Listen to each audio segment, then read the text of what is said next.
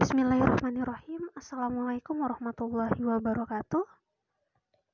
Anandaku sekalian, hari ini kita akan memasuki pelajaran subbab baru, yaitu klasifikasi makhluk hidup. Apa sih tujuan dari klasifikasi makhluk hidup? Tujuan dari klasifikasi makhluk hidup atau pengklasifikasian adalah untuk menyederhanakan pengamatan agar mempermudah dalam mengenali dan mempelajari makhluk hidup. Nah, pengelompokan makhluk hidup dilakukan berdasarkan persamaan dan perbedaan sifat dan ciri dari makhluk hidup yang kita amati.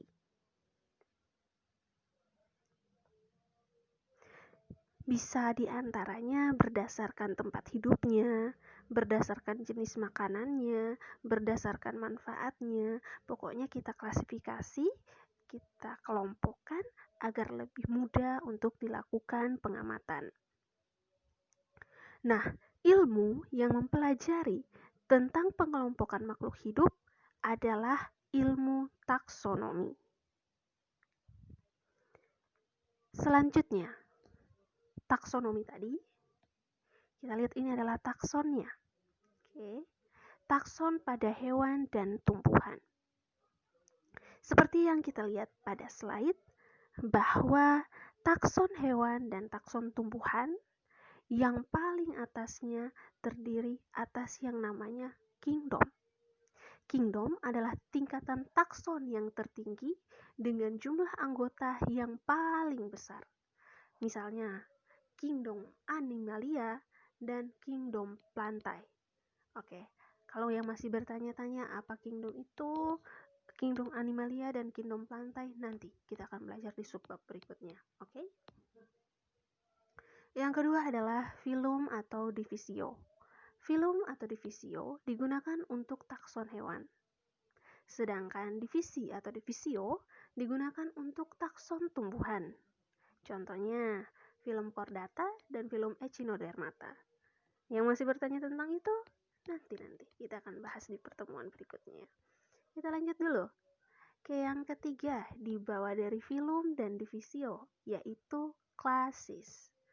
Adalah anggota takson pada setiap filum atau divisio yang diklasifikasikan berdasarkan persamaan ciri-ciri tertentu. Misalnya dikotil dan monokotil, kelas dikotil dan monokotil. Di bawahnya lagi ada ordo atau bangsa. Anggota takson pada setiap kelas dikelompokkan lagi menjadi ordo berdasarkan persamaan ciri-ciri yang lebih khusus. Kita akan bahas nanti. Di bawahnya ada yang namanya famili. Famili atau suku. Oke. Anggota takson setiap ordo diklasifikasikan lagi menjadi beberapa famili berdasarkan persamaan ciri-ciri tertentu. Oke. Di bawah dari famili ada yang namanya genus atau marga.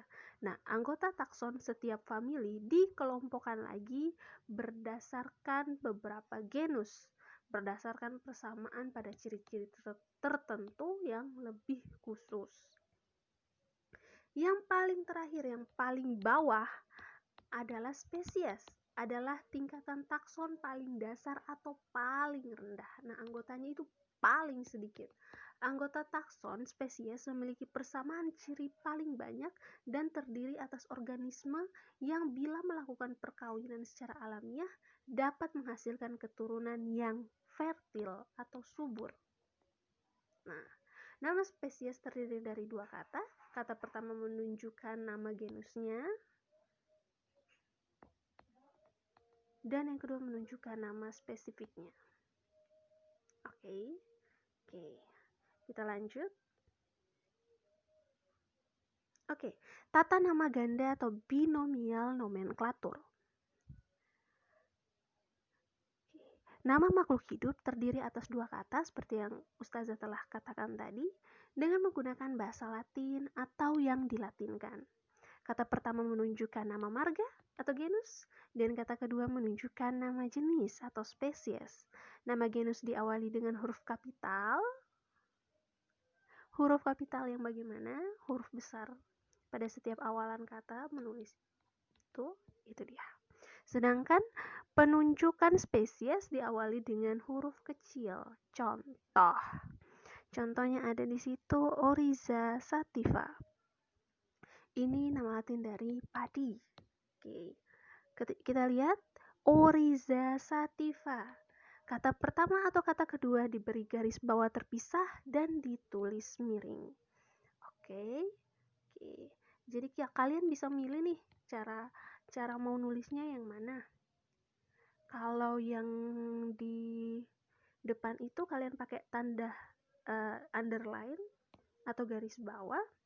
Kemudian kata-katanya tidak italik, tapi biasa saja. Huruf pertama adalah huruf kapital. Kata pertama adalah kata kapital. Kemudian kata yang kedua tidak kapital. Atau kalian bisa pakai contoh yang kedua di sebelahnya, Oryza sativa, hurufnya itu miring atau italik ya. Oke. Nah, tantangan untuk Senin hari ini adalah kalian menuliskan tata nama ganda atau binomial nomenklatur dari hewan dan tanaman yang ada.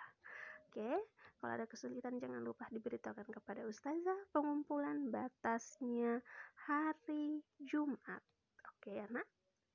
Bila taufiq wal hidayah. Wassalamualaikum warahmatullahi wabarakatuh.